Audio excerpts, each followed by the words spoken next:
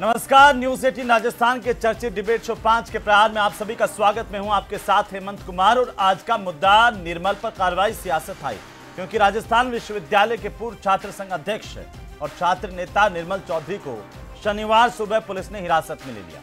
वे राजस्थान विश्वविद्यालय में दर्शन शास्त्र के चौथे सेमेस्टर का पेपर देने के लिए पहुंचे थे और इस दौरान सिविल ड्रेस में तैनात पुलिस ने उन्हें एग्जाम सेंटर से निकलते ही डिटेन कर लिया और इसके साथ ही कांग्रेस विधायक अभिमन्यु पुनिया भी घटना के वक्त यूनिवर्सिटी में थे।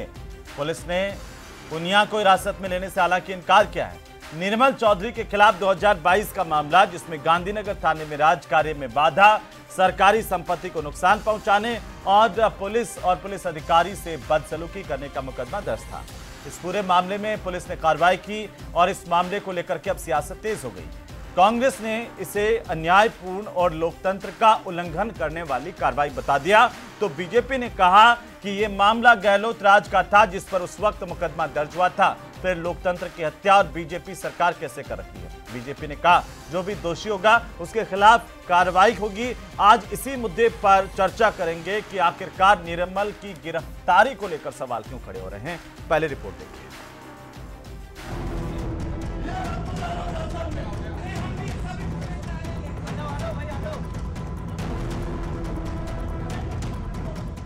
छात्र नेता निर्मल चौधरी की हिरासत पर सियासत गर्म। ऐसे गिरफ्तार करना कि एक वो बहुत बड़ा अपराधी है, बहुत बड़े मुकदमे उस पर चल रहे हैं, राज्य सरकार पर बड़ा सवाल खड़ा करता है। कांग्रेस नेताओं को, हमारे विधायक को ये बड़ा गलत है। इस प्रकार द्वेषपूर्ण भावना से कोई कार्रवाई नहीं करनी चाहिए। 2022 के केस में पुलिस की कार्रवाई, राज कार्य में बाधा डालने का आरोप।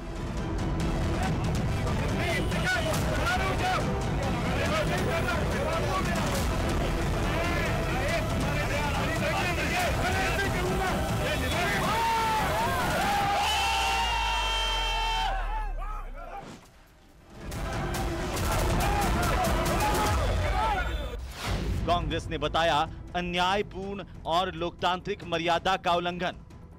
राजस्थान में सरकार नाम की कोई चीज नहीं है, ब्यूरोक्रेसी हावी है और अत्याचार, अन्याय, भूमाफिया, युवाओं को कुचलना, आंदोलन को कुचलना उनकी आदत सी बन गई है। इस प्रकार से लोगों को प्रताड़ित कर रही है, आंदोलनों को दबाना चाहती है, जनता की आवाज को बाहर आने नहीं देना चाहती है। ये संविधान के खिलाफ है। हमारा संविधान हमें अपनी आवाज उठाने का हक देता है। बीजेपी का जवाब, गहलोत राज का केस, जो दोषी होगा कार्रवाई होगी। डीएसपी के रैंक के अधिकारी को घायल कर दिया गया। वो मुकदमा आपकी सरकार के समय दर्ज हुआ था। गहलोत साहब, आपकी सरकार की ऐसी क्या राजनीतिक मजबूरियां रही कि आप लोग कार्रवाई नहीं कर पाए? निर्मल पर कार्रवाई, सियासत हाई। तो जैसे ही निर्मल चौधरी को हिरासत में लेने की जानकारी सामने आई, इसके साथ साथ ये भी जानकारी सामने आई कि अभिमन्यु पुनिया को भी हिरासत में लिया गया। इसके बाद सियासत गर्मा गई। देखते ही देखते नेताओं के ट्वीट्स आने लगे और ट्विटर पर ट्रेंड भी करने लगा कि अभिमन्यु और निर्मल को रिहा करो। लेकिन पुलिस ने यह बताया कि अभिमन्यु पुनिया जो है वो जबरदस्ती उस वक्त गाड़ी में घुसे। हालांकि पुलिस ने निर्मल चौधरी को डिटेन करने की बात कही। इसी पर सियासत तेज हो गई। कांग्रेस बीजेपी एक दूसरे पर हमलावर हो गए और आज इसी पर हम चर्चा करेंगे। हमारे साथ खास मेहमान जुड़ चुके हैं। सबसे पहले परिचय करवा दूं, अटल खंडेलवाल हमारे साथ, भारतीय जनता पार्टी के प्रवक्ता। हमारे साथ हैं सीबी यादव, कांग्रेस पार्टी के प्रवक्ता, और साथ ही आशुतोष रावत हमारे साथ हैं वरिष्ठ पत्रकार के तौर पर। योगेंद्र जोशी हमारे साथ हैं, पूर्व पुलिस अधिकारी, और मेरे साथ यहां पर स्टूडियो में मौजूद है डॉक्टर राकेश गोयल, राजनीतिक विश्लेषक के तौर पर। आप सभी का बहुत स्वागत है। सबसे पहले शुरुआत आप ही से करेंगे। खंडेलवाल साहब, इतनी क्या जल्दी थी कि 2022 का मामला सरकार में आए हुए 1.5 साल हो गया, अभी तक निर्मल की गिरफ्तारी नहीं हुई, और फिर अचानक से आपको याद आया कि इस मामले में गिरफ्तारी होनी है, न्याय करना है, और आप घुस गए परीक्षा केंद्र में। परीक्षा तो दे देते। कांग्रेस कह रही है कि अन्यायपूर्ण कार्रवाई है, और राजस्थान में एक कहावत है, जोरावर को डोको डांग फाड़े, वो वाली स्थिति आ गई है क्या? हेमंत जी, आप ही बताइए कि फिर आप कह रहे हैं कि भाई कौन घुसा? पुलिस ने जांच कर ली और वो पाए गए तो वो उनको गिरफ्तार करना ही था। हालांकि मैं तो ये जरूर देख रहा हूं कि 2022 का मामला था, पूर्ववर्ती गहलोत साहब का मामला था, उन्हें पकड़ना चाहिए था, क्योंकि गहलोत साहब के तो आपको ध्यान है कि अखबार बांटने के लिए जो व्यक्ति पैसे मांगने गए, तो हमारे पूर्व विधायक कैलाश वर्मा जी और प्रधान इन सब के साथ कितनी बदतमीजियां की उस थाने के अंदर, उन्हें मारा पीटा अधमरा सा करके छोड़ दिया गया था। तो क्यों भूल रहे हो आप वहां के? आप देखो ना, मानेसर वाली उस यात्रा में पायलट साहब जो अध्यक्ष थे, उनके खिलाफ भी बहुत सारी ये होती है राजनीतिक कार्रवाइयां। निर्मल चौधरी वाला मामला है, उसके अंदर तो उनकी जो हरकतें ही दिख रही थी कि वो जिस तरीके से आंदोलन नहीं कर करके वो हर बात पे कि मैं वो अध्यक्ष हूँ राजस्थान यूनिवर्सिटी का और ऐसे हूँ वैसे हूँ। अरे भाई, आंदोलन है, बड़े शांति से करो, कौन रोक रहा है? और अगर किसी पुलिस अधिकारी पे हाथ उठाओगे और आप पुलिस अधिकारी की राजकार्य में बाधा डालोगे, सड़क पे जाम करोगे और भी कुछ इस तरीके की जो क्रिमिनल एक्टिविटीज आप करोगे और आपके साथ आप सोचते हो कि कुछ भी नहीं होगा, तो ये भजनलाल सरकार है। 0 टॉलरेंस हमने वादा किया है जनता से, जनता भी सब देख रही है। तो और आप देखिए ना ट्विटर पे किस तरीके से नैरेटिव फिक्स कर रहे हैं। वो ये कह रहे हैं कि साहब अभिमन्यु पूनिया जो हमारे एमएलए हैं उनको ये असंवैधानिक है, तो तब संविधान ध्यान नहीं आया क्या? और हमने जबकि अभिमन्यु पूनिया जी को तो गिरफ्तार भी नहीं किया, वो तो जबरदस्ती आप खुद चला के देखिए, जबरदस्ती बैठे हैं। डीसीपी जो तेजस्विनी जी है, उन्होंने बहुत स्पष्ट किया कि वो तो अपने घर पर है। आप गहलोत साहब ट्वीट डाल रहे हैं, पायलट साहब तो शायद भूल ही गए कि उनके साथ क्या क्या हुआ था। वो अब मेरे को तो खुद को लगता है कि मान सम्मान का एक दायरा होना चाहिए, राजनीतिक की भी एक सूचिता होनी चाहिए। सूचिता हो तो कोई इशू नहीं है। डोटासरा साहब कह रहे हैं आंदोलन खड़े करने वालों के साथ ऐसा हो रहा है। इन्होंने कौन सा आंदोलन खड़ा किया 1.5 साल में? ये तो केवल बातों के आंदोलन उठापटक कर रहे हैं। कोई मेरे को तो ऐसा नहीं जिससे जनता को राहत मिले। कोई आंदोलन दिखता है क्या? और ऊट पटांग बातें कर करके किसी को उद्वेलित कर देना, ये कौन सी आंदोलन की शैली है? ये मेरे नहीं समझ में आती। और देखिए, किसी भी एजेंसी में हम हस्तक्षेप नहीं करते। उन पुलिस के हाथ खुले हैं, बंधे हुए नहीं है जैसा कांग्रेस राज में था। तो पुलिस अपना निर्णय खुद कर सकती है, स्वतंत्र है। उसे जांच की है तो गिरफ्तार उनका अपना निर्णय है कि भी गिरफ्तारी कब करनी है, क्यों करनी है, जांच में क्या कंप्लीशन या क्या कमियां। लेकिन आपने ये बहुत बड़ी बात कही कि आप पुलिस के या एजेंसी के मामले में हस्तक्षेप नहीं करते हैं। मेरे सवाल का जवाब तो फिर भी खंडेलवाल साहब आपने नहीं दिया कि भाई 2022 का मामला था, तो 21 जून 2025 को ऐसी क्या जल्दी हो गई थी 2022 से लेकर जो अब तक नहीं हुई? परीक्षा देने परीक्षा कक्ष में पुलिस मैंने क्या स्पष्टता से और क्या आज कहा? ये तस्वीर देखिए, क्या कोई बड़ा अपराधी है निर्मल चौधरी जांच जब इस तरह से उठाया गया? देखो, अपराधी कब बड़ा होता है? मानी हम तब तक वेट करें कि जब वो बड़ा हो जाए, ऐसा करना चाहिए क्या हेमंत जी? या फिर नहीं तो फिर इतना ही बड़ा अपराधी था तो 2022 के बाद से आप ये दिखा रहे हैं, पहले इतने दिन तक आप जो ये वीडियोस दिखा रहे हैं इनके आंदोलन के, उसमें आप खुद देख सकते हैं कि भाई आंदोलन करना एक अलग बात है। ठीक है, बहुत आंदोलन बहुत सारे होते हैं। बड़े अन्ना हजारे के साहब का भी आंदोलन देखा था। बहुत सारे लोगों के आंदोलन बहुत सारे स्टेट्स में होते हैं। आंदोलन में अपनी बात रखी जाती है, बहुत तरीके से रखी जाती है। उसमें ये इतनी वैमनस्य विकसित करने की जरूरत नहीं होती जिस तरीके से ये। अच्छा, उसके बाद देखिए ना, आपकी वो आए हनुमान बेनीवाल जी ने भी अपनी बात रखी और मामला जो भारतीय जनता पार्टी बैठी और मामले को सॉल्व भी किया। और इतने दिनों बाद एक लाश पड़ी रही और आपने सॉल्व किया है, तो सभी जानते हैं। सीबी यादव साहब, क्यों आपको लगता है कि ये तो लोकतंत्र को खतरे में डाल दिया इस कार्रवाई ने? एक आदमी जिसने एक छात्र नेता जिस पर आरोप है राजकार्य में बाधा का, तो पुलिस को तो कार्रवाई करनी होगी ना? आप उसी शब्दावली क्या कह रहे हैं मेरे बीजेपी के मित्र? अपराधी, आप शब्दावली क्या कह रहे हैं? 30,000 छात्र राजस्थान का सबसे बड़ी यूनिवर्सिटी है, 30,000 युवाओं का प्रतिनिधित्व करता है, आप उन्हें अपराधी कर देंगे? आपकी हिम्मत कैसी हुई किसी छात्र नेता को अपराधी करने की? किसी को भी नहीं, आप निर्मल को जो है ना, तो केवल ये नहीं, यादव साहब, अटल जी आपके बीच में नहीं बोला, लेकिन आप नहीं बोल सकते ये शब्द। तो आप कह रहे हो कि पुलिस नहीं, आप कौन होते हो ये तय करने वाले? उन्होंने कुछ किया है तो पुलिस और गिरफ्तार दूसरा, करेगी। आप ही की शब्दावली में क्या हो रहा है कि ये जो पुलिस से जो अभी जो बहस हुई है इस दौरान, अभी जो एक संस्थागत हत्या हुई है एक डॉक्टर की, उसके बदले में आपने की, आप खुद ने स्वीकार किया है। नहीं, आपने खुद ने स्वीकार किया इस बात को। बता रहा हूं अटल जी, कि आप जिस तरीके से अटल जी मुझे मेरी बात रखने दीजिए। आप ऐसा नहीं कह सकते। एक लोकप्रिय छात्र नेता है, एक लोकप्रिय विधायक है, वहां पे आप आंदोलनों को और युवा शक्ति को ऐसे नहीं कुचल सकते हो। ये पूरी तरह से भारतीय जनता पार्टी की एक रणनीति है, जहां युवा शक्ति और आंदोलनों को कुचलने का एक इतिहास रहा है।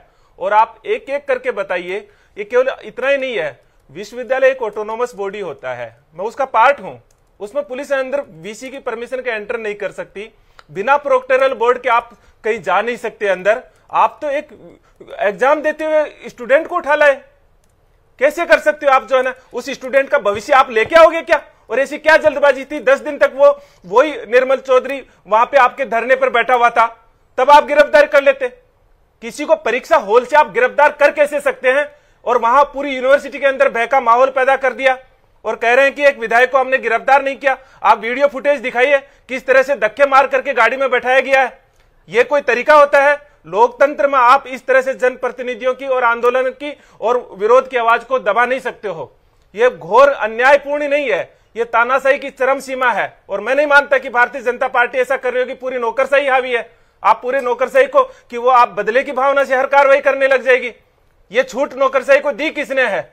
ऐसा बिल्कुल कांग्रेस पार्टी इस तरह से इतना कमजोर लोकतंत्र नहीं हुआ है जो आप चाह रहे, आप देख रहे होंगे कि हम इस तरह से इस चीजों को सहन कर लेंगे। लोकतंत्र में अधिकार है। देखिए, संविधान का अनुच्छेद 194 एक विधायक को पूरा प्रोटेक्शन देता है, बिना कंसेंट, बिना स्पीकर की कंसेंट के आप उन्हें कैसे डिटेन कर लोगे? कैसे गाड़ी में बैठा दोगे? यही तो कैसे गाड़ी में बैठा दोगे? नैरेटिव गलत फिक्स कर रहे हो। नहीं, विधायक को थोड़ी गिरफ्तार किया सीबी यादव जी, और आपकी सरकार में बेरोजगारों पे लाठीचार्ज होकर के उनको उठा करके ले जाकर के थाने में नहीं डालते थे। दिखाइए, गहलोत सरकार में ऐसी कोई कार्रवाई नहीं होती थी युवाओं बेरोजगार, तो आपको बेरोजगार याद नहीं आते थे? नहीं, बताइए तो जरा। बगरू के पूर्व विधायक को किस तरीके से मारा था, याद है क्या? भूल गए क्या? हेमंत जी आप बताइए। मैं कह रहा हूँ यूनिवर्सिटी के अंदर परीक्षा देते हुए किसी विद्यार्थी को बिना प्रोक्टोरल बोर्ड के आप कैसे गिरफ्तार कर सकते हो? क्या वो यूनिवर्सिटी के अंदर पूरे युवाओं के अंदर नियम नहीं, ऑटोनोमस बॉडी है यूनिवर्सिटी भाई। नहीं है, दूसरी जब ऑटोनोमस बॉडी होती है। गिरफ्तार किया है तो उन्होंने पूरे नियम कायदे के साथ। अरे हम यूनिवर्सिटी के पास कोई प्रोक्टोरल बोर्ड का मेंबर नहीं है, मैं भी रहा हूँ, कोई नहीं है वहाँ पे के अंदर। आप ले जाके कोई अपराधी है कोई ऐसा, और आप कह रहे हो कि 2022 का दर्ज है, आप कह रहे हो कि हमने क्यों नहीं किया? कह रहे हो क्यों नहीं किया? कितने बीजेपी के नेताओं के खिलाफ ये मुकदमे दर्ज है? 2022 से 353 और 351 41 की धारा एक नॉर्मल धारा होती है, नॉर्मल धारा होती है। क्या 353 और 341 के तहत दर्ज में सबको आप गिरफ्तार कर लोगे, डिटेन कर लोगे? मैं आपसे कितने होंगे?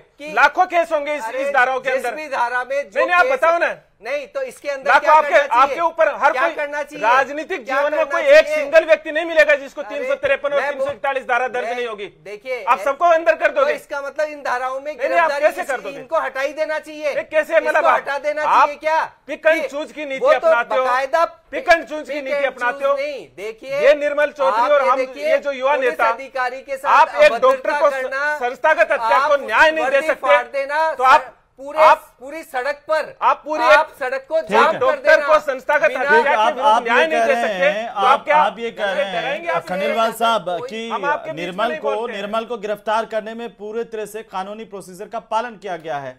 योगेंद्र जोशी साहब बताइए। पालन किया गया है? कौन से प्रोसीजर का? एक मिनट आप कह रहे हो जोशी साहब बताइए, क्या पुलिस ने यहाँ पर पूरी तरह से कानून का पालन किया? 2022 का मामला जिसमें अब 21 जून 2025 को गिरफ्तारी, पुलिस पर सवाल देखिए हेमंत जी, गिरफ्तारी के बारे में तो क्या कहा जाए जी। 2022 का मामला है। अब अगर मान लीजिए न्यायपालिका के सामने इनको आज पेश करें तो न्यायपालिका को देखना चाहिए कि 2022 से और 25 तक पुलिस ने क्या किया, और अगर उन्होंने कोई लापरवाही बरती है तो उसको मजिस्ट्रेट को एक्शन लेना चाहिए पुलिस वालों के खिलाफ। लेकिन ये जो मैं देख रहा हूं 7 दिन से जो उद्यम हो रहा है, एसएमएस के यहां उद्यम हो रहा है, आप देखिए निर्मल चौधरी ने कोई कमी नहीं छोड़ी, हर डीवाईएसपी, एडिशनल एसपी सबके साथ बदतमीजी करने में। क्या यहां की पुलिस इतनी कमजोर है कि उसके खिलाफ मुकदमा दर्ज नहीं कर सकी? क्या उसको धारा 170 बीएनएसएस में गिरफ्तार नहीं कर सकी? मतलब आप देखिए, कमजोरी देखिए इनकी, कि सामने अपराध होने की चेष्टा कर रहा है वो डीवाईएसपी, एडिशनल एसपी, एसपी से मुंहजोरी कर रहा है, धक्का मुक्की कर रहा है, लेकिन पुलिस की हिम्मत नहीं हुई कि उसके खिलाफ मुकदमा दर्ज करे और उसे अपराध नहीं करने की उस चेष्टा में कि वो अपराध न कर सके 170 में गिरफ्तार कर सके। और आप देखिए 3 साल पहले के मुकदमे में उसको कॉलेज से उठा के ले आए, सादा वस्त्रों में पकड़ के उसको बंद कर दिया। मैं कह रहा हूं यही जो कार्रवाई करती है ना पुलिस, ये दूरदर्शिता है और ये हमारी राजनीति को खराब करती है, और हमारे पुलिस के जो व्यवहार है, पुलिस की जो लोगों के प्रति जिम्मेदारी है, पुलिस का जो विश्वास है, ये उसमें से उठता है। अरे आपको गिरफ्तार करना था तो कल 4:30 बजे के बाद गिरफ्तार कर लेते, घर से उठा के ले आते, लेकिन कॉलेज के, यूनिवर्सिटी के अंदर से ले आए। मैं कह रहा हूं इसने तो 7 दिन में 7 अपराध किए ऐसे। आपने क्या मुकदमा दर्ज किया क्या एसएमएस थाने के अंदर? आप वहां मुकदमे दर्ज करते ना, मैंने खुद ने आंख से देखा, आपके टीवी चैनल पे आ रहा है, डीवाईएसपी, एसपी, एडिशनल एसपी उनसे धक्का मुक्की कर रहा है, हाथापाई कर रहा है। क्यों नहीं मुकदमा दर्ज किया इसके खिलाफ इन्होंने अब तक? और फिर जाकर के 3 साल पुराने मामले में गिरफ्तार करके ला रहे हैं। बहुत ज्यादा इन्होंने क्या अपना वो समझ लिया कि सब हम बहुत ज्यादा होशियार हैं। ये चीजें ये बताती है कि हमारी पुलिस राजनेता के हाथों किस तरह से नाचती है। ये है, ये प्रदर्शित करती है। जब इनके ऊपर दबाव पड़ा तो पुराने मुकदमे को निकाल करके लाबंद किया उसको। ये दो पहलू है इस पूरे मामले में। एक तो गिरफ्तारी का प्रोसीजर पालन नहीं किया। ठाक मुकदमे दर्ज कर देते, अगर आपको दर्ज करने थे तो इस व्यक्ति के खिलाफ अब तक 7 मुकदमे दर्ज होते। इसने इतनी बदतमीजी करी है, आपने क्यों नहीं किया इसके खिलाफ मुकदमा? इन धाराओं से मुक्त हो जाएगा तो आप उसका भविष्य सिक्योर कर दोगे क्या? पहली बात बताइए जी, है ना, ऐसे तो विद्यार्थियों को पूरा बेकमा हो जाएगा। ये नैरेटिव फिक्स कर रहे हैं आज की तारीख में, जबकि आदित्य पूनिया जी को गिरफ्तार नहीं किया गया। जो अभिमन्यु पूनिया, आदित्य पूनिया कौन है वहां पर? सारे आप चाहे गहलोत साहब का धक्के मार के गाड़ी में बैठाया विधायक है वो, खुद का देख लीजिए, इसमें आप पायलट साहब का देख लीजिए, टीकाराम जूली, अरे पायलट साहब का जवाब दे दीजिए, आप तो उन पे बात कर रहे हो। सबका देख लीजिए, सब मिलकर के लोकतंत्र की हत्या ऐसा हो गया। फिर हत्या कैसे होती है? तरीका गलत है। देखिए परीक्षा हॉल से गिरफ्तार कैसे कर दिया? हम तो एक सिंपल सवाल पूछ रहे हैं, और आप उसका भविष्य दिला दोगे क्या? पेपर दोबारा दिला दोगे? दोबारा से यूनिवर्सिटी से पेपर कंडक्ट करवा दोगे उसका? ऐसा है, कैसे करवा दोगे? मतलब आप क्या कहना चाहते हो कि कोई हत्या करके और चला जाएगा? ये ऐसा मामला है क्या? ऐसा मामला है क्या? क्या परीक्षा सेंटर के अंदर से गिरफ्तार कर दोगे? पेपर देते हुए को गिरफ्तार कर दोगे? हो गया तो उसको गिरफ्तार करना पड़ेगा, और इसीलिए किया गया। 10 दिन आपके आंखों के सामने आंदोलन कर रहे थे, 2 साल 3 साल 10 दिन आपके साथ आपने क्यों नहीं किया था? परीक्षा खत्म होने के बाद कर लेते। यहाँ पर अधिकारी घर से, ठीक है आशुतोष रावत जी, आशुतोष रावत जी, जो आरोप लग रहे हैं कि भाई ये राजनीतिक द्वेषतापूर्ण कार्रवाई की गई है, कैसे आप इसे देख रहे हैं? आप युवाओं की आवाज पूरी तरह। आशुतोष रावत जी, शांत जय खंडेलवाल साहब आ रहा हूँ। देखिए हेमंत जी, निर्मल चौधरी जी वाला जो केस है, जिस केस में उनको गिरफ्तार पुलिस ने आज कॉलेज से किया है, निश्चित तौर पर एग्जाम देते हुए एक विद्यार्थी को, एक छात्र नेता को गिरफ्तार करना निश्चित तौर पर एक गलत तरीका है। पुलिस प्रशासन को चाहिए था कि वो थोड़ा समय लेते, और अगर 2022 के अगस्त 2022 का यह मामला है, तब निर्मल चौधरी के नामांकन के दौरान एक जुलूस निकला था जिसमें 2 पुलिसकर्मियों के सर फूटे थे, विद्यार्थी परिषद एबीवीपी के प्रत्याशी के साथ में भी कुछ वारदातें हुई थी। तो यह तमाम मामला 2022 का है, लेकिन अगर 3 साल पुलिस ने अपनी इंक्वायरी की है, 3 साल उस मामले की जांच की है, तो शायद कुछ घंटे का वेट मुझे लगता है कि पुलिस को और करना चाहिए था। लेकिन छात्र राजनीति में हेमंत जी, हम प्रैक्टिकली एक चीज देखते हैं कि लोग अपनी छात्र राजनीति में कुछ जनता के लिए या कुछ भी तरीके से विरोध प्रदर्शन करते हैं और उनका परिणाम उनको एक लंबे समय के बाद भुगतना पड़ता है। यह भी हमारी भारतीय राजनीति की एक अजीब सी विडंबना है। आशुतोष जी, वैसे तो देखिए किसी को भी इस तरह से छूट नहीं दी जा सकती कि कोई पुलिस के अधिकारियों से इस तरह का व्यवहार करे। एक मर्यादा होती है, एक आचरण की सीमा होती है। और दूसरी बात यह भी है कि अगर ऐसे ही मामलों में राजनीतिक द्वेषता से अगर गिरफ्तारियां होने लग जाए तो कालीचरण सराफ पे क्या इस तरह के मुकदमे नहीं थे? विश्वविद्यालय के अध्यक्ष रहते हुए क्या राजेंद्र राठौड़ पर इस तरह के मुकदमे नहीं थे? क्या अशोक लाहोटी के खिलाफ इस तरह के मुकदमे नहीं है? या फिर राजपाल सिंह शेखावत यूनिवर्सिटी के प्रेसिडेंट थे, उस वक्त उनके खिलाफ कोई ऐसे मामले नहीं थे? तो तमाम ऐसे छात्र नेताओं के खिलाफ मामले मिल जाएंगे। और तमाम छात्र नेताओं के खिलाफ भी नहीं, ज्यादातर राजनेताओं के खिलाफ ऐसे राजकार्य में बाधा के मामले, सड़क रोकने के, प्रदर्शन करने के मिल जाएंगे। फिर तो गिरफ्तारियां होने लग गई तो क्या होगा? बिल्कुल निश्चित तौर पर, इसीलिए मैं कह रहा हूं कि पुलिस ने जो तरीका अपनाया है वो निश्चित तौर पर गलत है। राजकार्य में बाधा डालने का मामला किसी भी छात्र नेता हो या कोई भी नेता हो, उसके खिलाफ एक बहुत स्वाभाविक तौर पर एक ऐसा ही है धारा बनती है कि आप किसी भी नेता के खिलाफ अपराध दर्ज करा सकते हैं। इसलिए मुझे लगता है कि प्रशासन को शायद कुछ कम से कम परीक्षा कक्ष के बाहर तक आने का इंतजार करना चाहिए था, उसको परीक्षा देनी चाहिए थी, उसका सेमेस्टर को खराब नहीं होने देना चाहिए था, मुझे लगता है। लेकिन भारतीय राजनीति में इस तरह की घटनाएं हमको लगातार, चाहे को राजनीतिक विद्वेष कहें या कुछ भी कहें, इस तरह की घटनाएं हमको लगातार देखने के लिए भी मिलती हैं। यह भी एक बात होता है। गोयल साहब, क्या यहां पर शुद्ध राजनीति हो रही है या वाकई इन आरोपियों में कोई दम है कि इस तरह से गिरफ्तारी तो कम से कम नहीं होनी चाहिए थी? या हम छूट दे दें कि कोई कुछ भी कर लें? 2 दिन पहले एक डीएसपी को किस तरीके से धमका रहे थे वो सबने देखा। उससे पहले उन्होंने एक पुलिस के अधिकारी का सर फोड़ दिया। ठीक है, आप आंदोलन करें लेकिन शांतिपूर्ण तरीके से आंदोलन करें, यह भी हमारी मर्यादा है। देखिए हेमंत जी, आंदोलन के नाम पे जो हंगामा करते हैं वो बिल्कुल कहीं भी इसको जायज़ नहीं ठहराया जा सकता। यहाँ कहीं ना कहीं हमें दोनों पक्षों के अंदर संयम की कमी मुझे दिखती है। निर्मल चौधरी ने भी अपना संयम खोया और बार बार उन्होंने इस तरीके की अपने आप को प्रदर्शित किया, जिस तरीके से एग्रेशन उन्होंने दिखाया। उन्होंने जो सामाजिक जो दायित्व में जो भी अधिकारी रहे, डीएसपी रहे, एसपी रहे, उनके साथ बदतमीजी करी, हमने वो भी देखा।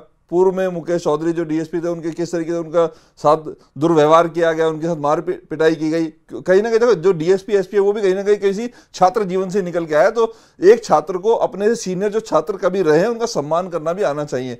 और ये संयम जब एक पक्ष ने तोड़ा तो शायद आज पुलिस ने अपना संयम खोया। उन्होंने देखा कि बार बार इस तरीके का ये पुलिस पे जिस तरीके अटैक कर रहे हैं, उस संयम को पुलिस ने भी कहीं ना कहीं संयम खोया। वरना परीक्षा देते हुए छात्र की नेता की गिरफ्तारी हमें भी बुरा लगता है, जायज नहीं है। कोई भी हो, इतना हाँ, तो पर ये संयम खोया। उसके पीछे निर्मल चौधरी जी ने जो संयम पहले खोया उसको ही मैं जिम्मेदार मानता हूं। उस संयम खोने की वजह से उसको ये त्रुटि आगे ना बढ़े, तो पुलिस ने इस तरीके की दंडात्मक कार्रवाई को अंजाम दिया है। सीबी यादव साहब, ये बताइए, हाँ आप उंगली कर रहे हैं, लेकिन आप ये बताइए कि 2022 से आपने कभी उंगली क्यों नहीं की? आप ही की सरकार के अंदर क्या आप नेता पैदा करते हैं या गुंडे पैदा करना चाहते हैं, अराजकता फैलाना चाहते हैं? ये बताइए सीबी यादव जी, आप तो खुद यूनिवर्सिटी से प्रोफेसर के तौर पर जुड़े हुए हैं। कल को कोई छात्र नेता आपको आकर थप्पड़ मार जाएगा यूनिवर्सिटी में, कैसा गुरु कैसा शिक्षक, क्या करेंगे आप? बोलेंगे हाँ भाई इनको भारत रत्न दे दो, सम्मान करो इनका। हेमंत जी थोड़ा कूल हो जाइए। मैं कूल ही हूँ सर, कूल हो जाइए, मैं अंगुली उठा रहा हूँ। मैं यही कह रहा हूं, 2022 में आपकी सरकार थी, एक पुलिस अधिकारी के सर फोड़ दें, उनके साथ मारपीट कर दें और आप चुप रहे। राजनीति तो वो होती है। ठीक है, जो चीजें आ रही है, पहली चीज ये आ रही है कि एक पुलिस डीवाईएसपी से बदतमीजी की और उसका प्रतिशोध पुलिस ले रही है और पुलिस ने संयम खोया। अगर प्रशासन और पुलिस संयम खोता है तो फिर ये बहुत बड़ी आप जिम्मेदार है कि नहीं है अराजकता को फैलाने के लिए, अराजक तत्व पैदा करने के लिए? मेरा सवाल सीधा ये है। मैं सिर्फ 2022 की बात नहीं कर रहा हूं, 2 दिन पहले आपके किसी नेता की टिप्पणी नहीं आई कि भाई निर्मल चौधरी का यह बर्ताव पुलिस के अधिकारियों के खिलाफ सही नहीं है, शांतिपूर्ण प्रदर्शन करें, कौन रोक रहा है? लेकिन आप जाकर के किसी को कहेंगे मैं तो ऐसा ही हूं। क्यों भाई? कानून व्यवस्था का बिगाड़ने का ठेका ले रखा है कांग्रेस पार्टी ने। तो उसका जवाब भी रूल ऑफ लॉ होता है। हेमंत जी बोलिए।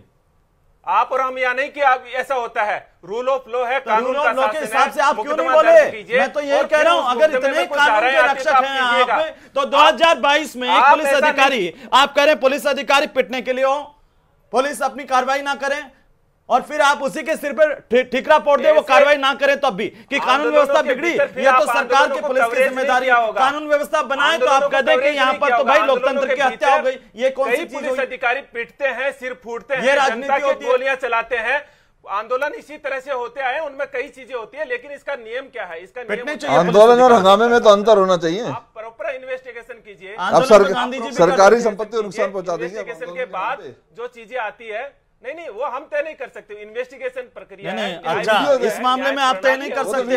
तो आपकी सरकार थी, उपेंद्र यादव को छोटे से आंदोलन के दौरान पकड़ करके जेल में डाल देते, तब कहते नहीं भाई कानून व्यवस्था का मामला है। ये दोहरा चरित्र क्यों है सीबी यादव, ये बता दीजिए।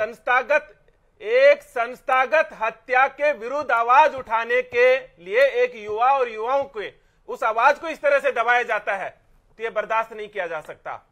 और आप कहो कि उस आवाज उठाने में किसी पुलिस अधिकारी के ईगो को चोट पहुंच गई, तो प्रशासन का कोई ईगो नहीं होता है, वो ड्यूटी कर रहा है अपनी। मेरा सवाल सीधा इतना है, आपकी सरकार की कानून व्यवस्था क्या जिम्मेदार थी? मेरा सवाल एक छोटा सा सवाल है जिसका मैं चाहता हूं एक लाइन का जवाब दे दें सीबी यादव जी। आपकी सरकार थी 2022 में, कानून व्यवस्था लचर थी, आप कुछ नहीं कर सकते थे कि पुलिस के अधिकारी का सर फोड़ करके सरकारी संपत्ति को नुकसान पहुंचा करके कोई छात्र नेता घर चला गया? हमारे लोगों के खिलाफ एफआईआर दर्ज क्यों होती? लचर होती तो तब वो आपके नहीं थे ना, तब तो वो निर्दलीय थे, आपके नहीं थे। और एफआईआर दर्ज कर देना न्याय दिलाना नहीं है सर। सॉरी प्रोफेसर साहब, मैं आपको बता दूं, कितने हुए किसी भी सरकार की कानून व्यवस्था में सिर्फ एफआईआर दर्ज करके हाथ पे हाथ धर के बैठ जाना कानून व्यवस्था ठीक नहीं कर सकते उसको, और न्याय दिलाना नहीं कहते हैं। एफआईआर दर्ज कर कार्रवाई क्या की 2022 में, यह सवाल आपसे पूछा जाएगा सर। आप और क्यों नहीं हुई? मैं आप तो पूछिए ना, तो जवाब तो सुनते ही नहीं हो। आप सवाल पूछ के जवाब तो सुनते नहीं हो, तो जवाब भी तो सुनिएगा। जवाब सुन रहा हूं ना, बोलिए। एफआईआर दर्ज करने का मतलब अपराधी घोषित करना नहीं होता है, और एफआईआर दर्ज करने का मतलब आप उसे अपराधी भी नहीं बता सकते हो। एफआईआर सिर्फ एक प्रक्रिया है जिसके तहत जांच होती है, जांच में पुलिस बचाने की अराजक तत्वों को फैलाने की प्रस्तुत करती है। छोटा सा खंडेलवाल साहब, छोटा सा रिएक्शन बस। तो मैं कह रहा हूं ना कि इस तरह से आप बीजेपी के कितने नेताओं के खिलाफ पुलिस के हाथ बंधे थे और अब पुलिस के हाथ गिरफ्तार किए हो क्या? और उनको गिरफ्तारी की अपनी अगर समाज में एस्टैब्लिश होंगे, परीक्षा देते हुए विद्यार्थी को गिरफ्तार करना समाज का सिर्फ एक का जवाब इस तरीके से होगा क्या? परीक्षा देते हुए विद्यार्थी को गिरफ्तार करना, क्या आप उसका पेपर दोबारा दिला देंगे? चलिए, बहुत शुक्रिया चर्चा में शामिल होने के लिए आप सभी का। कुल मिलाकर के निर्मल चौधरी की गिरफ्तारी को लेकर के बड़े सवाल खड़े किए जा रहे हैं कि आखिरकार पुलिस का जो गिरफ्तार करने का तरीका है वो सही नहीं है। पुलिस को भी सोचना चाहिए कि एक परीक्षा देते छात्र नेता हो या फिर आम छात्र हो, इस तरह से विश्वविद्यालय के परीक्षा केंद्र में घुस करके क्या गिरफ्तारी जायज है? ये सवाल बरकरार है।